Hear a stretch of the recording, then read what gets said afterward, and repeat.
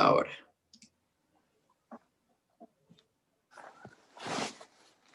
Muy buenas tardes, estimada audiencia de este su programa, La Disputa por el Agua. Antes de empezar a tocar este tema tan importante que ustedes nos han venido acompañando en 14 programas anteriores, esta es la 15ª emisión de este su programa, pues deseamos todos los participantes, los expertos, la gente, la producción, pues desearles un año 2021 muy exitoso, recordando que el éxito depende de nuestras acciones más que de las exterioridades. Pero bueno, esta es mi visión, la de ustedes es la más importante. Bien, ahora pues les voy a explicar un poquito cómo viene esta secuencia de su programa La Disputa por el Agua, donde en este programa arrancamos precisamente con un análisis muy importante del programa nacional hídrico. De hecho, es un programa quinquenal donde aquí nuestro experto Francisco Castillo, nuestro estimado Paco, que te saludo cordialmente, Paco, nos va a explicar. Vamos nosotros a irles platicando de qué se trata este programa nacional hídrico, porque vamos, hay una planeación, hay una programación, de hecho, siempre la ha habido. Que se haya respetado o no es otra cosa, pero siempre la ha habido. Ahora, lo importante es que todos nosotros la conozcamos porque tiene cosas muy, muy, muy importantes este programa, reconoce este programa algunas cosas, pero esta parte técnica se la voy a dejar a mi estimado amigo y compañero Paco Castillo. Posteriormente nos acompañarán dos importantes académicos, una ya la conocen de sobrado tiempo, nuestra compañera María Eugenia Ochoa, Maru, académica de toda la vida luchando en contra de la privatización del agua y a favor del agua. Y también otro académico, un doctorante, Alfonso Ruiz. Entre ellos dos nos van a platicar del impacto, de los efectos sociales y económicos que ha tenido esta privatización del agua. Y vamos nosotros ligando todo esto junto con el análisis que les vamos a platicar. Les comentamos que hoy vamos a hacer el Programa Nacional Hídrico es muy extenso, es muy rico, tiene muchos elementos. Por lo tanto, hoy vamos a decir prácticamente la introducción, los principios, las bases, los fundamentos, y los desarrollaremos, los llevaremos, digamos, a una conclusión más específica en el próximo programa, ya con esta introducción que esperamos que sea lo más rica, lo más sustanciosa y que tenga los elementos suficientes para que ustedes, estimado auditorio, puedan formarse una noción más exacta en dónde estamos parados en toda nuestra hidrología nacional. Bueno, sin más, pues le doy la palabra a mi compañero y amigo Paco Castillo, que nos va a platicar. Vamos a empezar, les decía yo, a abordar este tema, el Programa Nacional Hídrico. Adelante, mi estimado Paco. Gracias, José Luis. Mira, dijiste tú al principio de tu intervención que siempre ha existido el Plan Nacional Hídrico, pero para que me entiendan mejor, nadie lo pela. Nadie lo toma en cuenta. Es más, ni siquiera las autoridades responsables de aplicarlo y de vigilar su cumplimiento tampoco lo pelan. El Plan Nacional Hídrico es una obligación por ley que tiene la CONAGUA de elaborar un plan nacional hídrico que establece los objetivos, las estrategias, los lineamientos, las políticas que se deben seguir en materia de administración del agua y de gestión del agua. Y el Plan Nacional Hídrico obviamente forma parte de un plan de desarrollo, el plan de desarrollo que tiene el país. Este plan hídrico está decretado, se acaba de decretar de aquí hasta el 2024. Y trae cosas muy importantes, José Luis, que ha sido el motivo de lucha de Asamblea del Agua y de muchas otras organizaciones preocupadas porque se respete en primer lugar el derecho humano al agua, que se tenga una administración muy eficiente de este recurso que es un recurso limitado, es un recurso estratégico, es un recurso del cual depende la vida. Pero fíjate en sus objetivos, de estos 5 objetivos, el primero que trae este plan es garantizar progresivamente el derecho humano al agua y al saneamiento, especialmente de la gente de menos recursos. ¿No te suena tan familiar esto, José Luis? Esto es algo que se ha traído, que han traído la asamblea, han traído las reuniones, ha sido el objetivo, la bandera de lucha de todas las organizaciones preocupadas por este derecho humano al agua, que ahí por el 2010 las Naciones Unidas lo declararon como un derecho humano fundamental, pero que desgraciadamente no es una realidad. Cuando te habla y te dice el derecho humano al agua de manera progresiva, se refiere a que lo vayas haciendo de manera paulatina cuando no tienes tú los recursos para entregarle la infraestructura, perforar los pozos, traer las líneas de conducción para dar el agua a la población. Pero en donde ya existe infraestructura como la ciudad de Puebla, tú te das cuenta que la empresa, de manera arbitraria, de manera irracional, yo me atrevería a decir que hasta criminal, está haciendo cortes de agua. Ya va a entrar ahorita, voy a hablarle a Joel para recordarle. A nivel mundial, es un recurso que se está defendiendo. Ustedes hagan lo que tengan a capa y espada, con todos los medios con que cuentan. Ahorita tenemos tiempo entre el audio y la presentación México, que yo haga, tienes ahí un par de... Y aquí concretamente en Puebla, ese derecho humano no es respetado.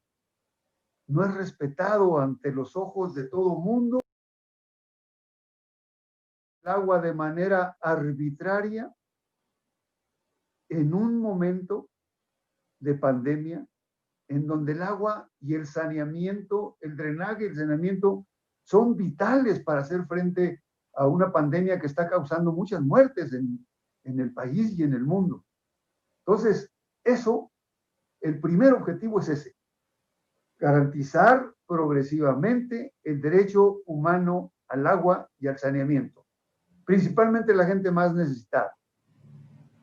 Bueno, tenemos que hacer algo, José Luis, para hacerle llegar. No estaría mal que le hicieran llegar a través de la asamblea o a través de un grupo de gente interesada a Aguas de Puebla, al gobierno del estado, para que haga valedero esto, valedero y que se aplique, que frene de inmediato estos cortes tan arbitrarios, tan faltos de moral, de ética, de solidaridad social con la comunidad que en este momento está enfrentando la pandemia.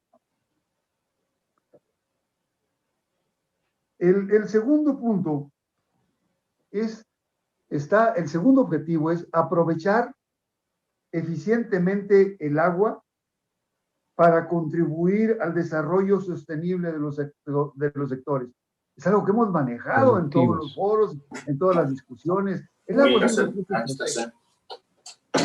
debe dar bienestar y salud a la población y debe dar también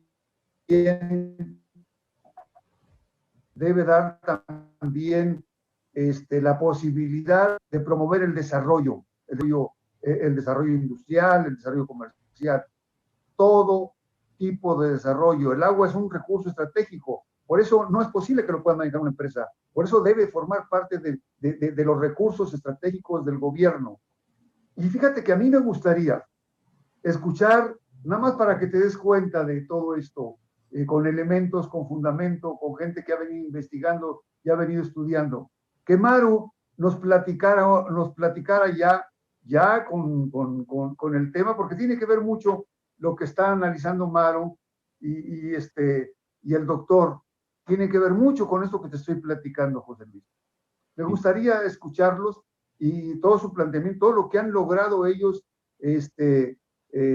investigar, los resultados que han tenido, las conclusiones a que han llegado, porque esto desnuda totalmente esta estrategia que se siguió en Puebla de privatizar un organismo tan importante para la salud de la población y tan importante para el desarrollo.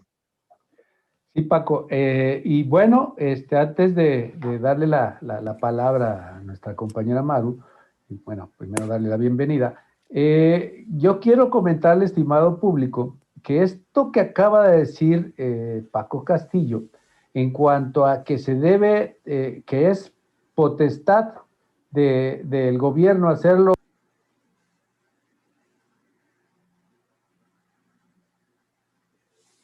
Perdón, estaba silenciado. Bueno, yo quiero decirle, estimado público, antes de darle la palabra a la compañera Maru, que esto que expresó no es una idea ni es un invento de nosotros. Eso lo dice el artículo 115 de la Constitución. Hace responsable a los ayuntamientos para garantizar, no para dar, para garantizar, según como lo dice el artículo, dicta el artículo 4 de la Constitución Política de los Estados Unidos Mexicanos y el 12º de la Constitución de Puebla, para garantizar el derecho humano al agua y el saneamiento. Efectivamente, todo este plan, pues tiene, ya nos habló de los 2 objetivos primeros, el compañero Paco, de 5 que nos había mencionado, ahorita entraremos a los otros 2, a los otros 3, perdón. Pero el primero, tiene que ser el derecho humano al agua y el saneamiento, que es un derecho humano llave, fundamental. ¿Por qué llave? Porque sin el agua no hay vida y sin la vida no hay derechos. Por esto, entonces, con esta fundamentación jurídica, es que hacemos nuestras exigencias, especialmente a todos los entes de gobierno, porque es increíble que a estas alturas se estén dando una serie de aberrantes cortes de agua y drenaje ante la impasividad de todos los niveles de gobiernos, federales, estatales, municipales, SUAPAP, nadie interviene, Congreso, nadie interviene. Pero de este impacto social más profundo y más estudiado, con todos los elementos académicos, nos va a platicar la compañera Maru. Compañera Maru, saludote, un abrazote, felicidades, sí. Adelante, compañera. Muchísimas gracias, muy buenas tardes a todas, a todos, y bueno, sobre todo en este año que iniciamos esta semana ya con la nueva transmisión de este programa Las Disputas por el Agua. Para nosotros es muy importante poner a consideración de ustedes los resultados de nuestras investigaciones en este ámbito. Como les decía nuestro compañero José Luis, son 2 áreas de trabajo en la Universidad Autónoma de Puebla, las que están presentando resultados de investigación con el tema del agua y que tiene que ver con el tema de la privatización del agua y también con el quehacer ciudadano, porque es una investigación desde la Facultad de Economía, desde el compañero, el maestro Alfonso Ruiz, y de su servidora desde el posgrado de estudios socioterritoriales del Instituto de Ciencias Sociales y Humanidades de la UAP, que es parte del instituto, ¿bueno?, que les decía yo, y que forma parte, pues, de la Vicerrectoría de Investigaciones y Estudios de Posgrado.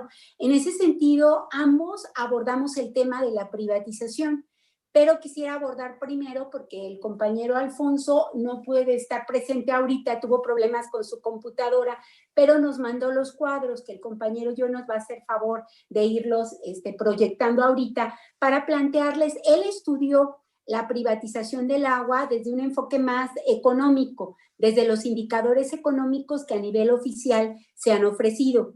Su servidora hizo un estudio del impacto de la privatización del agua, pero desde una muestra, donde se eligió desde los usuarios y usuarias del agua en el municipio de Puebla durante los años 2018 y 2019, 19 casos de estudio distribuidos en los 6 estratos, en los cuales se estratificó de alguna manera los costos del agua, que son los que vamos a ver también a continuación. Pero ahorita quisiera, si por favor yo nos puedes poner el primer cuadro que nos plantea nuestro compañero Alfonso. Él me los mandó para que se los pudiera platicar. Contarles que su servidora fue parte del comité que acompañó la investigación del compañero Alfonso en la Facultad de Economía. Su director de tesis pues fue uno de los coordinadores de áreas académicas allí en la Facultad de Economía. El compañero Alfonso estudió la privatización del agua y sobre todo hizo énfasis en analizar la participación y la conformación de la Asamblea Social del Agua. Incluso el compañero José Luis fue entrevistado por él, igual que su servidora, para desarrollar, digamos, esta investigación. Primero, Alfonso nos presenta un cuadro donde plantea la evolución de algunos indicadores, que creo que después de la lectura de este cuadro va a ser muy importante el comentario que nuestro compañero Francisco Castillo Montemayor pueda hacer de estos indicadores, porque él es un conocedor del sistema, dado el trabajo que él hizo en su APAP. Él presenta indicadores desde el 2014, 2015 hasta el 2018. Por ejemplo, él pone como un indicador los costos entre el volumen traducido del agua, las tomas con servicio continuo, qué porcentaje hubo en cada año, la dotación de líquido, más o menos, la rehabilitación que hubo de tuberías en términos también porcentuales en cada año, y la rehabilitación de tomas domiciliarias, para que ustedes se den cuenta que había ya un déficit, pero que incluso este déficit se acrecentó. No sé si hay problema yo para poner este cuadro, porque yo no lo tengo a la visión, no sé si ustedes sí lo tienen. Yo lo tengo en mi otra computadora, pero aquí está planteado, por ejemplo, que los costos entre volúmenes era, en 2014 era de 4.52 y en el 2018 casi se triplica al 11.22. Fíjense ustedes, se triplica este costo entre los volúmenes de agua. En términos de las tomas con servicio continuo, en el 2014 se hablaba que había 9.5 tomas, en el 2015 10.94, en el 2016 11.28, en el 2017 12.37, que es un incremento, pero luego baja otra vez en el 2018 a 11.99. Luego, en términos de la dotación de agua, lo que se plantea es que en 2014 se hablaba de 184.62 y en el 2018 llega a 194.3. Acá hay un incremento. Eso es importante. También en términos de rehabilitación de la tubería, aquí sí, en el 2014 no tiene cifras registradas, Alfonso, pero luego plantea que en el 2015 hubo una rehabilitación del 5.93% y en el 2018 es una baja dramática al 0.99, fíjense ustedes, ni siquiera un 1% hubo de rehabilitación de tuberías. En términos de la rehabilitación de tomas domiciliarias, pasó de 0.52 en el 2014, luego en el 2015 apenas 0.22, 2016 0.22, 2017 0.31 y en el 2018 pasó a un 0.45%. Luego vamos a seguir con el otro cuadro. En términos de lo que llama indicadores de eficiencia, la eficiencia física, en términos de cómo se traslada el agua, se habla que en el 2014 hay un 62.62%, en el 2015 hay un incremento al 64.66%, en el 2016 un 59.15% y en el 2017 baja a un 59.02%. Luego hay una eficiencia comercial, me voy al siguiente, apartado que va desde el 2014 de un 70.2, luego en el 2015 un 66.65, luego en el 2016 un 58.15 y es una baja dramática en el 2017 al 50.98. En términos de la eficiencia de cobro también aquí sí plantean que en el 2014 era del 53.92, en el 2015 sube 6 puntos al 59.84%, en el 2016 60.95 y 2017 al 59.51. Y la eficiencia global pasó del 2014 del 43.96 bajó al 30.08% a lo que sería el 2017. Fíjense que aquí se los pongo porque es algo interesante en términos de ver la tarifa para uso doméstico por metro cúbico de agua potable y alcantarillado para un consumo de 10 metros cúbicos al mes. Y él hizo una división entre clase alta, clase media, clase baja. Esta elaboración es en datos de la Conagua. Entonces, aquí fíjense que en el 2014, pues vamos a ver cómo siempre la línea de la clase alta, las tarifas obviamente son más altas, y ahí se van viendo más o menos los niveles de las tarifas. Y vamos a ver, cada año se va dando pues un incremento, y el mayor obviamente se da en el 2018. Pero los incrementos, por ejemplo, que nos registra Alfonso, como estos son datos oficiales, van a ser siempre menores a los que yo encontré en la investigación con los casos que les voy a presentar luego a continuación. Pero esto quería que lo vieran en términos de que ustedes vieran cómo se puede de alguna manera tener interpretaciones diferentes de los incrementos de tarifas, desde los indicadores que se toman hasta la percepción o el sentir ya de la ciudadanía, que lo va a sentir en su bolsillo a partir de los estratos. Lamentablemente, como les decía, el compañero Alfonso no puede estar ahora. La próxima semana sí nos acompañará. Él tuvo problemas de conexión y en su computadora, por eso pues no pudo estar acá. Aquí es el incremento también de las tarifas por metro cúbico para uso doméstico, y aquí sí es interesante ver que vamos a presentar como que por metro cúbico, en lugar de haber un incremento, vamos a encontrar un decremento entre el 2017 y el 2018.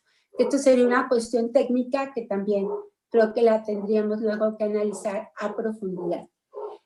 Para uso, la tarifa por metro cúbico para uso doméstico para un consumo de 30 metros cúbicos al mes.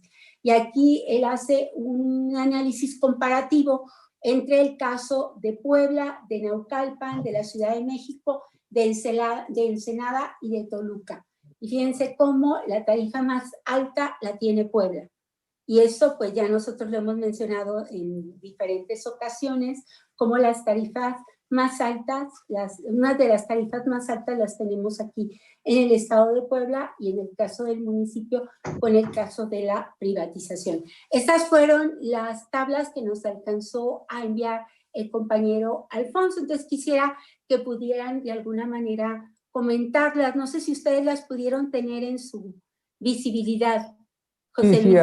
Sí, en la transmisión están completas. Correcto, las tablas correcto. Entonces me gustaría que ustedes hicieran un comentario en lo que envió las mías, para que luego también las podamos tener en pantalla. Te comento, Omar, y les comento a todos ustedes. ¿Sí me escuchan? Sí, adelante. Mira, cuando estás hablando del primer cuadro, estamos hablando en el primer cuadro que él presenta, son datos del PIGO, son datos del Instituto Mexicano de Tecnologías del Agua. Cuando hablas de costo entre volumen producido, lo sacan todos los costos. Estos datos se elaboran con la información que envían todos los organismos operadores. Por ejemplo, Puebla, le piden una gran cantidad de información, es un cuestionario como de creo que 28 indicadores, y no recuerdo exactamente cuántas preguntas, pero le piden información, y con base en esto, con lo que informa cada uno de los organismos operadores, es con que elaboran los indicadores. O sea, no es nada que haya preparado la Comisión Nacional del Agua o que haya preparado el Instituto de Tecnologías del Agua, sino es con la información que cada uno de los organismos entrega al Instituto Mexicano de Tecnologías del Agua, y forma este reporte que se llama PIGO, que es un programa de indicadores de organismos operadores. Eso es lo que significa el PIGO. Y entonces, para sacar esto que dice costo entre volumen traducido, dice aquí en el cuadro, pero le falló ahí un pedazo, es producido, todos los costos que tiene el organismo operador, todos los costos, lo divide entre el número de metros cúbicos que extrajo o que produjo, y entonces le da un costo por metro cúbico. Si ustedes ven cómo ha ido creciendo de 2004 valía 4 pesos el metro cúbico, 4.52, al 2018 ya vale 11.22. Eso quiere decir que el costo de producción, de administración, de distribución subió. ¿Por qué subió? Porque hay una enorme ineficiencia en el organismo operador. ¿Por qué hay en dónde se ve esa gran ineficiencia? Si ustedes se van a la eficiencia física, en el siguiente cuadro, en el primer renglón, eficiencia física, que está en 62, luego 64, luego 59 y luego 59, va bajando la eficiencia. Sí. ¿Qué significa esa eficiencia física? Quiere decir que del agua que se extrajo del subsuelo, a los hogares solamente llegó en el 2017 el 59% del agua. Se perdió más del 40% del agua. Y esa agua tiene un costo. Tiene un costo de energía eléctrica al extraerlo. Tiene un costo al bombearlo, al distribuirlo, al hacerlo que llegue a las casas tiene un costo. Hay una gran cantidad de personal que anda trabajando, moviendo válvulas y poniendo a trabajar los pozos, dándoles mantenimiento, reparando fugas. Agua que se pierde. Y entonces, ahí en esa ineficiencia física, tuviste una cantidad de agua que te costó y la perdiste. Pero esa agua que te costó y la perdiste se refleja en el costo de producción. Y con el costo de producción lo utilizan de base para calcular la tarifa. Y entonces, quienes pagan el agua están pagando por esa agua que se perdió. Entonces, hay una gran ineficiencia física de entrada. Hay una gran pérdida de agua de entrada que hace que se incrementen los costos del metro cúbico. Pero después te vas a la eficiencia global. En el cuadrito dice eficiencia global. Estaba en el 43 y luego el 4309, luego el 34 y luego el 17 el 30.08. Creo que ya en el 2018 ya le aumentaron un poquito más a la eficiencia, anda en 36 en el 2018. Bien, ¿qué quiere decir esto, José Luis, Maru? Que de toda el agua que se sacó del subsuelo, solamente pudieron cobrar el 30%. El 70% se les perdió, una parte en fugas, otra parte no la facturaron, otra parte que no la facturaron no la cobraron, porque la gente no se las paga, porque no está de acuerdo con las tarifas la gente. De tal manera que la ineficiencia es no solamente física, hay una ineficiencia comercial muy grande, porque incluso el agua que facturan, hay agua que sacan y que llega a los hogares que no la facturan, porque no hay una buena relación entre los que distribuyen el agua y entre los que la sacan las facturas. La ineficiencia, toda esta ineficiencia, los obliga a que la gente que es cumplida, la gente que está cumplida, y me perdona la gente, sumisa al SUAPAP, con tal de que no le corten el servicio, paga la tarifa que sea, porque no quieren que los agarren sin pagar, porque los van a hacer presa de arbitrariedades. Y la gente que no paga porque no sea mala paga, paga porque el agua es de mala calidad, paga porque el agua no le llega, paga porque las cuentas que le están haciendo de agua que no recibió, pues no están de acuerdo.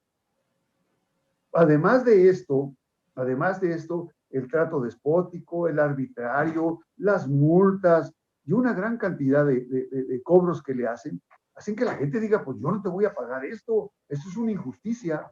Bueno, pues todo esto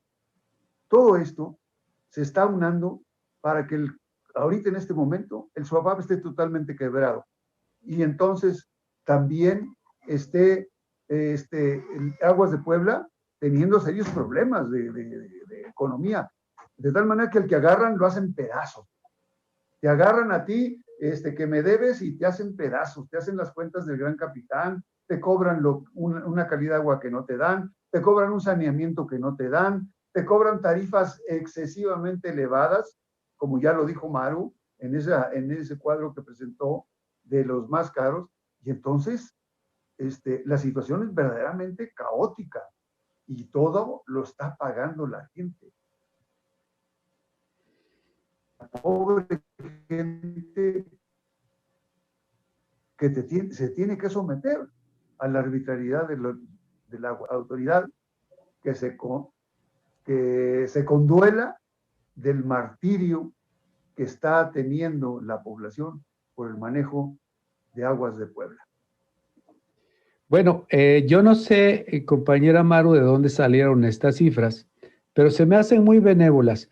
En este programa nacional hídrico que estamos hoy introduciendo a ustedes y que empezó a hablar de los primeros dos objetivos, Paco, empieza hablando de los antecedentes y dice a través de datos del INEGI que se está perdiendo a nivel nacional el 60% del agua en las redes, 60%.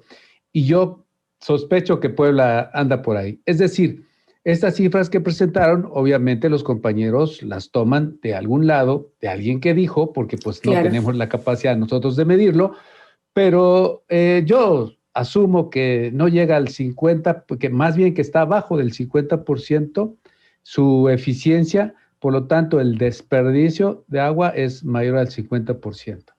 Entonces, y esto viene en el dictamen, y vienen otras circunstancias, otras situaciones que se reconocen como las malas administraciones o administraciones, que es el caso de Puebla, una administración privatizada que no tiene ninguna supervisión ni ninguna acción de apremio para que ellos puedan, para obligarlos a cumplir con el título de concesión. Por aquí en Facebook nos mandan comentarios. Porfirio Cadena Rodríguez saluda a Paco Castillo Montemayor. Isra OX nos manda saludos. El compañero Manuel Bravo, un luchador además afectado. Recordar que el compañero Manuel Bravo es el líder de los despedidos.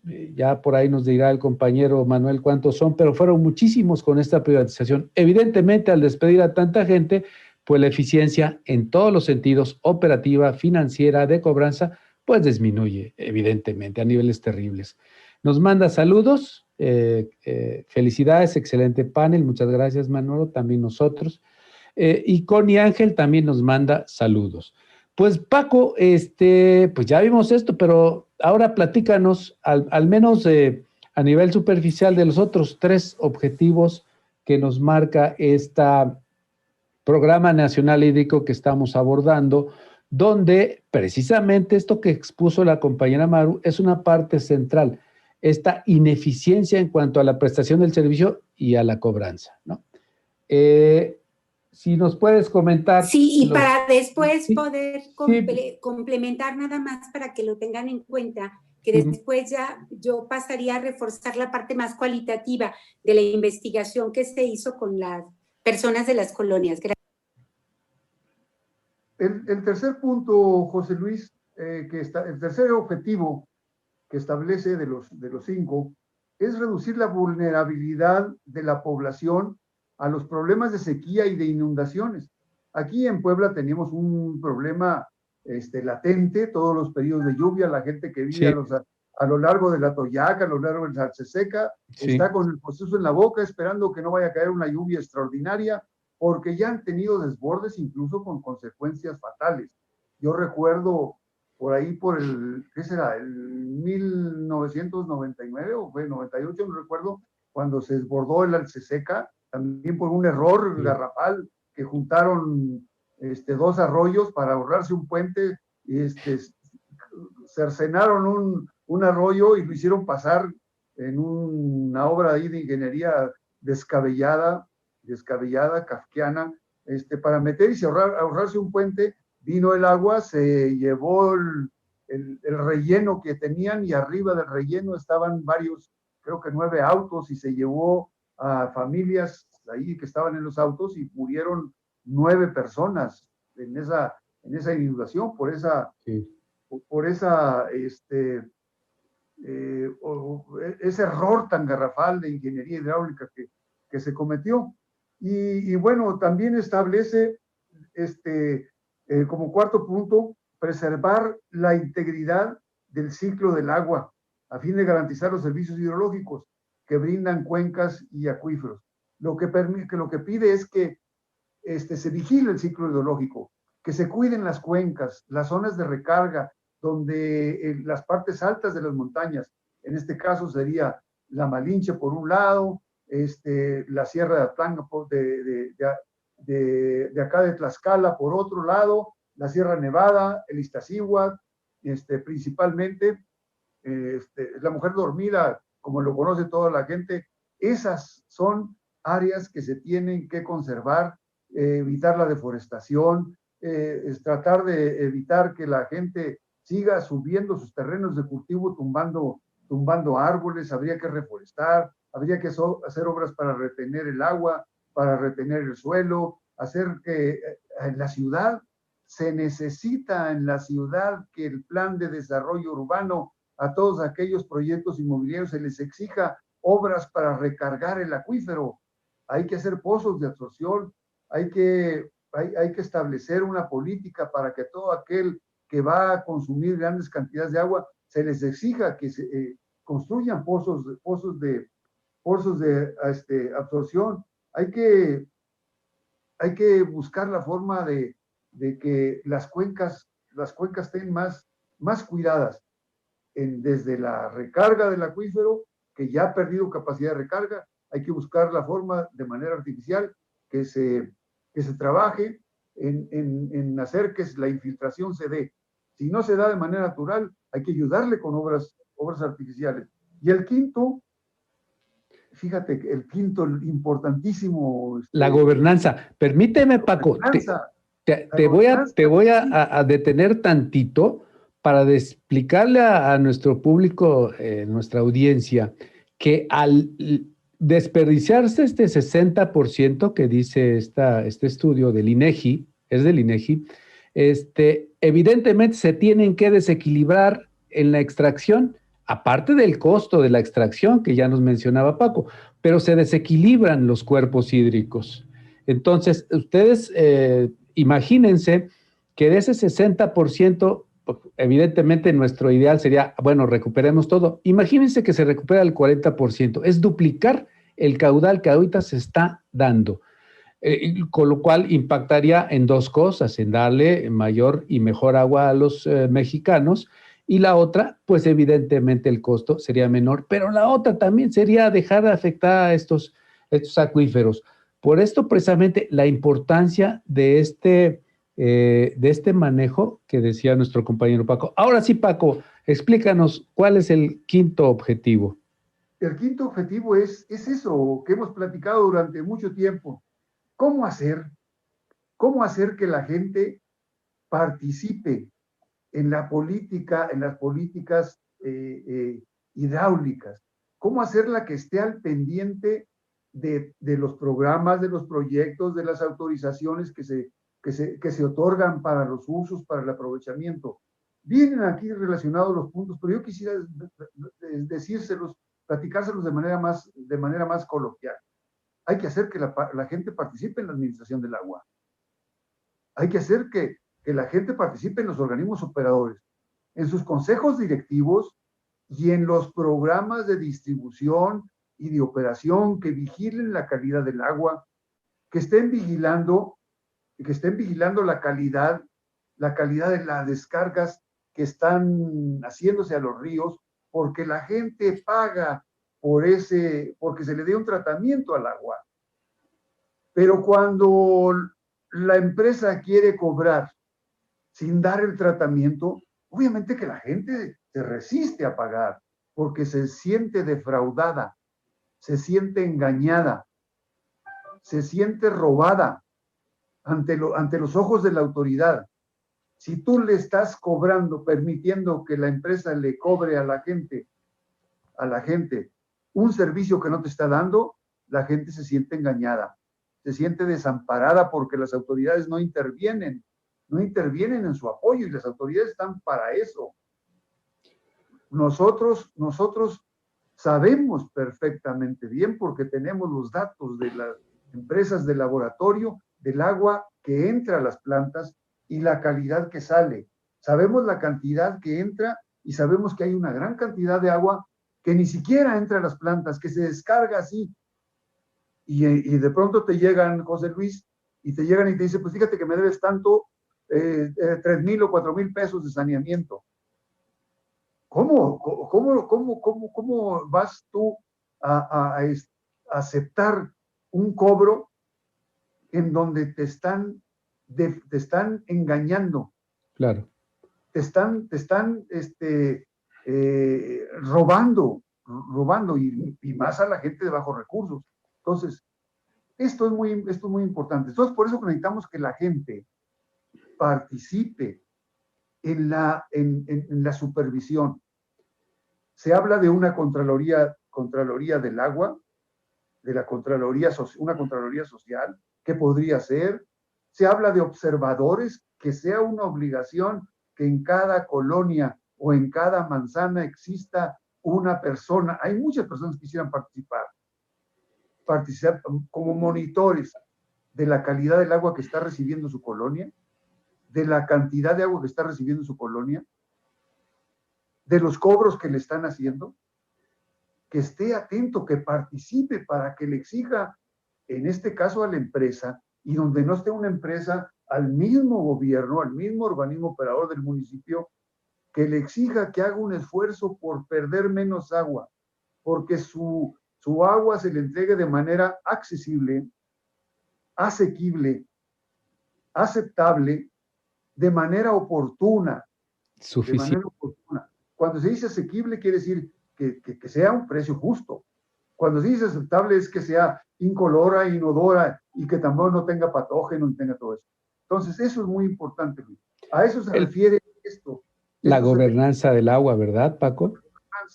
La gobernanza es la relación que establece el gobierno con sus usuarios. El tipo de relación que se establece, de buena relación, de buena comunicación, de buena participación, de transparencia total entre el pueblo y el que gobierna o el que administra. Eso consiste. Para esto, obviamente que la gente hay que darle información, hay que darle mucha información para que esté bien informada. Sí. El buen gobierno del agua, ¿verdad? Ajá. Y aquí la compañera Maru es muy experta en eso. Platícanos, Maru, ¿qué es el buen gobierno del agua o la gobernanza del agua? Bueno, aquí sobre todo lo quisiera plantear porque nosotros hemos propuesto una nueva conceptualización que tiene que ver con el buen gobierno del agua, y lo planteamos mucho desde los usos y costumbres, lo planteamos también desde lo que ha venido construyendo desde los pueblos originarios o desde una visión intercultural también, hablando porque la gobernanza es una dimensión que creo que es importante en términos de ver cuál es la interacción entre el gobierno, los gobernados, pero también aquí estamos hablando, y por eso está el planteamiento desde Agua para Todos, Agua para la Vida, y desde la Asamblea Social del Agua, de que haya una participación efectiva de la ciudadanía, de la población, de los pueblos, en lo que es el gobierno del agua. Por eso hablamos de ese nuevo gobierno, de un buen gobierno, porque una dimensión es la Contraloría, la observación, que es lo que yo creo que ahorita es lo que podemos en la estructuración de una campaña que se está planteando en este observatorio en términos de la calidad del agua, que bien lo ha planteado Francisco al respecto, es esa interacción, pero nosotros quisiéramos ir más allá en términos de plantear que en el propio gobierno del agua, en los sistemas comunitarios de agua, que en el caso del municipio de Puebla son las juntas auxiliares, son los comités de agua que existen, pudiera haber ese gobierno desde ahí con la participación directa de la gente. En los otros lugares también la Contraloría, que es otra dimensión, ese monitoreo, ese seguimiento para decir, aquí la cosa está mal, aquí se sigue perdiendo agua, ¿por qué se está perdiendo el agua? ¿Dónde están las fallas? La calidad del agua, que aquí es algo vital y que creo que en la campaña que como observatorio estamos planteando se puede desarrollar, que es plantear en cada colonia hacer análisis de la calidad del agua. ¿Cómo está la calidad del agua en las casi 1000 colonias del municipio de Puebla? ¿Cómo está? En cada junta auxiliar, ¿cuáles son los problemas en términos de calidad del agua? Y después de eso, ver, bueno, ¿cuáles son las acciones? Que ahí es donde cuestionamos, en el caso, digamos, de la zona más urbana del municipio de Puebla, ¿cuál ha sido el accionar? Y aquí lo vemos en términos, por ejemplo, de la eficiencia técnica, física, que ha demostrado la empresa, donde no ha invertido. Y aquí, pues, Francisco nos ha puesto los puntos en términos de cómo no se ha invertido en cambiar toda la instalación física, mucho menos en lo que son las plantas tratadoras de agua, que eso ya es otro aspecto para ver el tema de la calidad. Y lo otro que es ya esa gestión integral del agua, que tiene que ver con esa visión de cuenca, con esa visión de cómo se cubre el ciclo del agua, que todo eso viene a generar una nueva cultura del agua para realmente ejercer lo que sería un buen gobierno. Por eso la visión que se está planteando ahorita o que se busca construir es esa visión que retoma lo de la gobernanza, pero busca ir más allá, de que la gente se convierta y promueva la autogestión, sobre todo a niveles locales de las comunidades. Algo que ya pues no vamos lamentablemente a alcanzar a ver el día de ahora, que era lo que les decía de la investigación en términos de los estratos. Aquí yo sí planteé, aparte de los puntos que decía hace un rato Paco sobre el tema del derecho humano al agua, que tiene que ver con estos aspectos de suficiencia, accesibilidad, asequibilidad, el tema de la calidad del agua y del servicio del agua, que eso es algo que vamos a tener que dar seguimiento en los diferentes niveles. Bueno, nosotros partimos de analizar en 53 colonias, que es donde la Asamblea Social del Agua había tenido presencia y seguimiento. A raíz de esa presencia en las 53 colonias, se retomaron los 19 casos. Entonces, en términos, por ejemplo, de lo que sería la suficiencia, la cantidad de agua, si era suficiente o no para cubrir las necesidades de uso doméstico, pues el 57.9% planteaba que era solamente 2 días que les llegaba el agua. Entonces, aquí la mayoría de gente de las colonias de Puebla, de esos 19 casos que se analizaron en los 6 estratos en los que se divide el municipio, hablaba de que solo le caía agua 2 veces a la semana, algunas horas, ni siquiera todo el tiempo, con lo cual se requiere que la gente tenga o tinaco o enseres para poder guardar el agua. Entonces el agua no era suficiente. En muchos de esos lugares la gente o tenía que comprar pipas o tenía que buscar cuestiones alternativas para tener el agua suficiente. En términos de la accesibilidad en tiempo y forma, pues la mayor parte de la gente no tenía tinaco para guardar el agua. Fíjense, esto es algo importante que hay que tomar en cuenta porque el tema de los tinacos pues nos habla de la cantidad de agua que se puede resguardar y si no tiene que ser en cubetas o en otros bidones o en otros temas, ¿no? Que donde se tienen, algunas ni siquiera lo precisaron. Y en términos del incremento de tarifas, en el caso en el que nosotros estudiamos, la mayoría, el 36.8%, le subieron más de 500% las tarifas, que eso igual en términos de las percepciones, tanto una investigación que hizo la Ibero como la propia Asamblea Social del Agua, es que el incremento de tarifas estuvo más del 500%, lo que, como ustedes vieron en los cuadros, en la investigación que fue más documental y más de, digamos, de fuentes oficiales, que fue la que hizo el compañero Alfonso, ahí pues los incrementos son menores. ¿Y por qué? Pues porque no hemos tenido todavía un seguimiento oficial que pueda plantear claramente cuáles son los incrementos reales. Aquí lo hicimos en base a lo que eran los estratos. Ustedes saben que en los estratos se habla de cuotas fijas, porque hay lugares donde se tienen cuotas fijas. El estrato 1 en cuota fija, en mayo del 2017 pagaba 134.27 pesos. Luego, a octubre, que son las tarifas del 2018, que son las tarifas actuales, subió a 141.25 pesos. El estrato 1, que es el más bajo, y esos son los que no tienen medidor. Por eso hubo una campaña muy fuerte por parte de la empresa de poner medidores. El estrato 2 iba de 134.27 también a 141.25. El estrato 3 se mantenía igual, pero ya el estrato 4 pasó de 407.24 a 428.42. Y el estrato 5 pasó de 649.17 a 682.93. Y el 6 de 1.169.50 a 1.230.33. Pero esto es de las cuotas fijas. Pero ustedes saben lo que significa una colonia que está en un estrato 6 o un grupo de viviendas que está en un estrato 6, pero que tiene un poder adquisitivo menor, porque nuestra ciudad no se conforma de manera homogénea.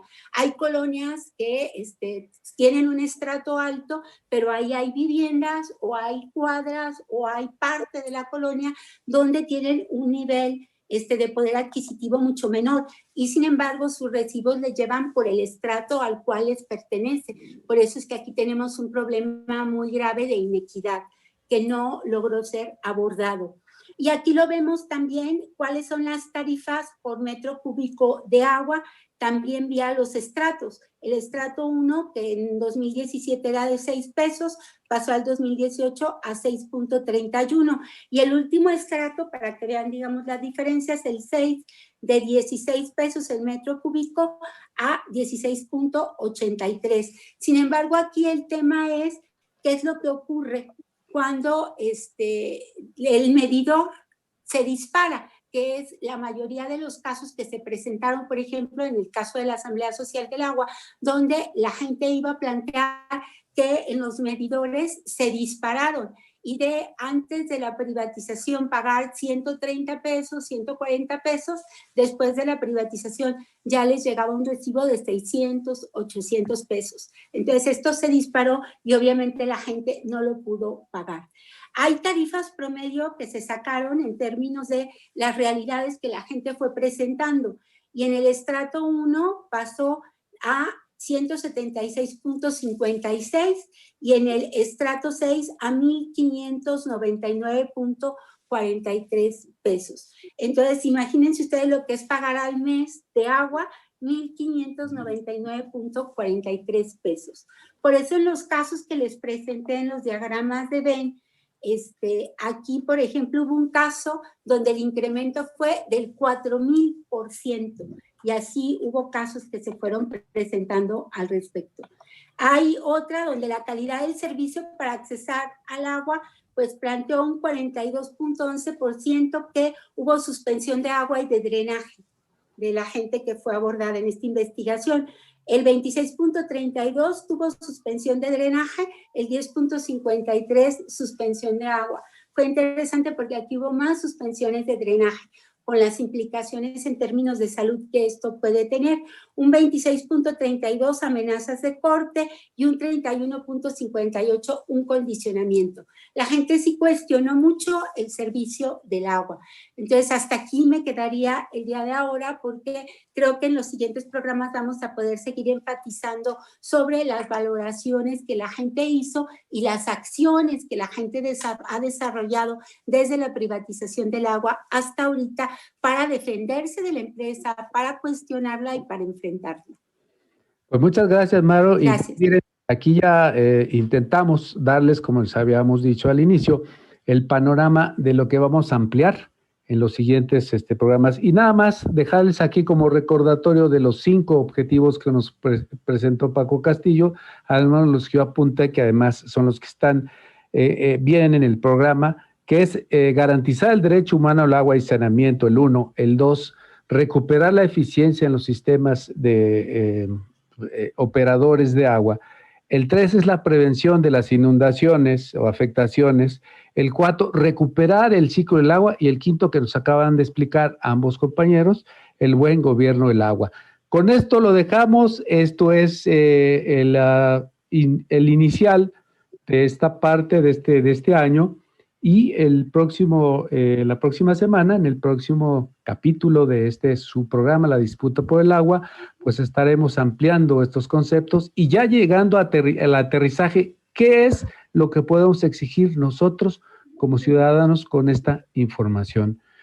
Muchas gracias, les agradezco Paco, compañero, un abrazo, compañera Maru, un abrazote, los esperamos, muchas gracias, Gio en los controles, muchas gracias Gio por apoyarnos aquí, a la Jornada de Oriente por darnos este espacio, al Observatorio del Agua, a la Asamblea Social del Agua y Agua para Muchas Todos, gracias. Agua para la Vida. Gracias, buenas tardes, buena semana. Saludos.